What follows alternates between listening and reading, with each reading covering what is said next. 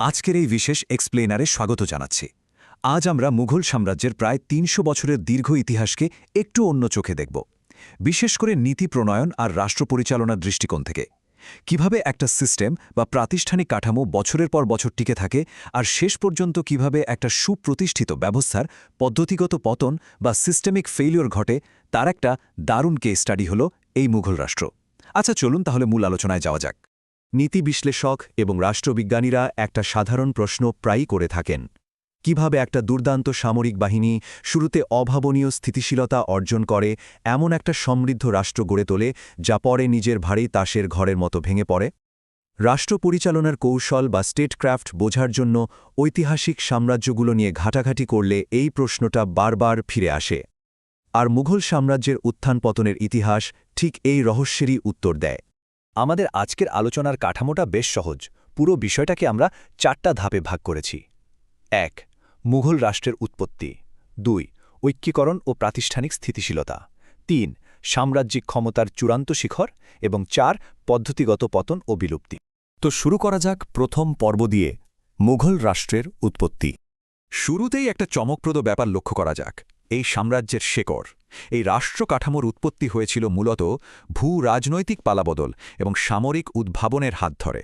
মধ্য এশিয়ার তৈমুরি রাজপুত্র বাবর এই সাম্রাজ্যের প্রতিষ্ঠা করেন। ফারগানা রাজ্যে নিজেদের আধিপত্য হারানোর পর এই নেতৃত্ব ভারতীয় উপমহাদেশে বিজয়ের এক নতুন অধ্যায় শুরু করার সিদ্ধান্ত নেয়। মজার ব্যাপার হল, মুঘল শব্দটাই কিন্তু এসেছে মঙ্গোলীয় থেকে, আর তারা নিজেদেরকে চেঙ্গিস খাঁ এবং তিমুরের মতো ইতিহাসে ২ সর্বশ্রেষ্ঠ বিজেতার বংশধর হিসেবে দাবি করত। ১৫২৬ সালে এই রাষ্ট্রকাঠামোর ভিত্তিস্থাপনটা কোনো সাধারণ ঘটনা ছিল না, বরং এটা ছিল স্থানীয় অসন্তোষকে কাজে লাগানো এবং সামরিক প্রযুক্তির দারুণ ব্যবহারের একটা মাস্টার ক্লাস। বাবর কিন্তু অন্ধভাবে আক্রমণ করেননি। তিনি প্রথমেই দিল্লি সুলতানাতের ভেতরের রাজনৈতিক অসন্তোষকে কাজে লাগান।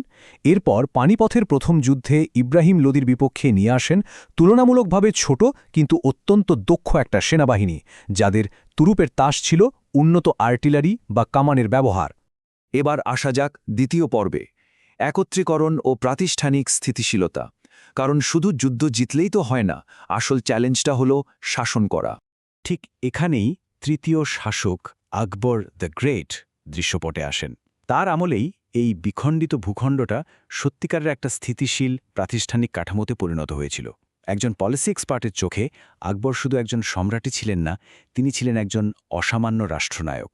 তিনি একটা মিলিটারি স্টেটকে বা সামরিক রাষ্ট্রকে রীতিমতো একটা সমৃদ্ধ, সুসংগঠিত প্রশাসনের রূপান্তরিত করেছিলেন। এই টাইমলাইনটা একটু খেয়াল করলে দেখা যাবে কিভাবে এই স্থিতিশীলতা ধাপে ধাপে অর্জিত হয়েছিল। ১৫৫৬ সালে সিংহাসনে বসার পর আকবর বেশ কিছু যুগান্তকারী প্রশাসনিক সিদ্ধান্ত নেন। এর মধ্যে সবচেয়ে গুরুত্বপূর্ণ পলিসি মাইলস্টোনটা আসে ১৫৬৪ সালে। অমুসলিমদের উপর থেকে জিজিয়া কর বাতিলের এই সিদ্ধান্তটা ছিল একটা স্ট্র্যাটেজিক মাস্টার স্ট্রোক। এই কর বাতিল করাটা কিন্তু নিছক কোনো অর্থনৈতিক ছাড় ছিল না, এটি ছিল রাষ্ট্রের বিভিন্ন সম্প্রদায়ের মধ্যে প্রশাসনিক সম্প্রীতি গড়ে তোলার একটা সুচিন্তিত পদক্ষেপ। সাংস্কৃতিক সমন্বয়কে অগ্রাধিকার দিয়ে এবং বৈষম্যমূলক করারূপ দূর করে প্রশাসন একটা বৈচিত্র্যময় জনসংখ্যার আনুগত্য অর্জন করতে সক্ষম হয়েছিল। দীর্ঘমেয়াদী স্থিতিশীলতার জন্য পলিসিতে অন্তর্ভুক্তমূলক মানসিকতা বা ইনক্লুসিভিটি যে কতটা জরুরি, এটা তারই উৎকৃষ্ট প্রমাণ। তৃতীয় পর্ব, সাম্রাজ্যিক ক্ষমতার চূড়ান্ত শিখর ও অতিরিক্ত বিস্তার।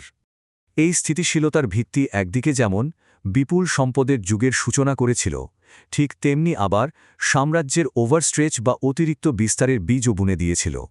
এখানে নীতির একটা বিশাল বৈপরীত্য খুব স্পষ্ট। একদিকে শাহজাহানের যুগ, যা ছিল স্থাপত্য ও অর্থনৈতিক সমৃদ্ধির স্বর্ণযুগ, তাজমহল এবং দিল্লির স্থিতিশীল রাজধানী যার জ্বলন্ত প্রমাণ। ঠিকের বিপরীতেই রয়েছে তার উত্তরসূরি আওরঙ্গজেবের শাসনামল, যা ছিল নিরলস আঞ্চলিক বিস্তার এবং কঠোর ধর্মীয় গোঁড়ামিতে পূর্ণ। এই নীতিগত শিফট বা পরিবর্তনটাই পুরো রাষ্ট্রীয় কাঠামোকে ভেতর থেকে দুর্বল করে দিয়েছিল। আওরঙ্গজেব সাম্রাজ্যের সীমানাকে তার সর্বোচ্চ বিস্তৃতি দিয়েছিলেন ঠিকই, কিন্তু প্রশাসনিক দৃষ্টিকোণ থেকে তার নীতিগুলো ছিল আত্মঘাতী।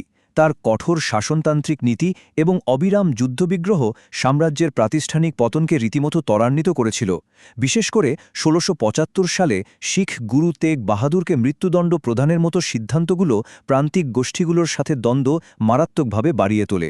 ৪৯ বছর, ভাবা যায়। ঔরঙ্গজেবের এই সুদীর্ঘ রাজত্বকালটা হল জিওপলিটিক্যাল ওভারস্ট্রেচ বা ভূরাজনৈতিক অতিরিক্ত বিস্তারের বিপদের একটা নিখুঁত দৃষ্টান্ত। যখন কোনো রাষ্ট্র তার সামর্থ্যের চেয়ে বেশি অঞ্চল নিয়ন্ত্রণ করতে যায়, তখন অবিরাম যুদ্ধ রাষ্ট্রের কোষাগারকে এমন দ্রুতগতিতে নিঃশেষ করে ফেলে যা কোনোভাবেই আর পূরণ করা সম্ভব হয় না। আর এর ফলেই আসে আমাদের চতুর্থ এবং শেষ পর্ব, পদ্ধতিগত পতন ও বিলুপ্তি। ১৭০৭ সালে অরঙ্গজেবের মৃত্যুর পর অতিরিক্ত বিস্তারের ফলে সৃষ্ট দুর্বলতাগুলো রাষ্ট্রকে আক্ষরিক অর্থেই ভেঙে টুকরো টুকরো করে দেয়। নেতৃত্বের পালাবদলের এই উপাত্তগুলোর দিকে একবার তাকালেই প্রাতিষ্ঠানিক অস্থিতিশীলতার পুরো চিত্রটা পরিষ্কার হয়ে যায়।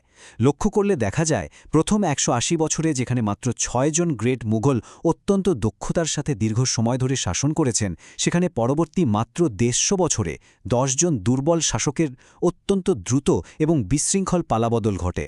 নেতৃত্বের এই চরম ধারাবাহিকতার অভাব একটা শক্তিশালী আমলাতন্ত্রকে কিভাবে পঙ্গু করে দেয়, এটা তার দারুণ একটা প্রমাণ।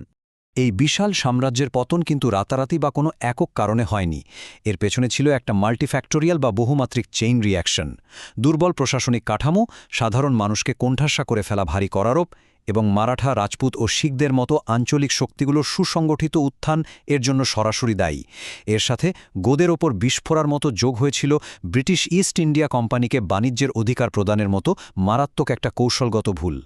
১৭০৭ সালের পর থেকে কিভাবে ধাপে ধাপে সাম্রাজ্যের ক্ষমতা সংকুচিত হয়েছে তার কালক্রমটা বেশ ইন্টারেস্টিং।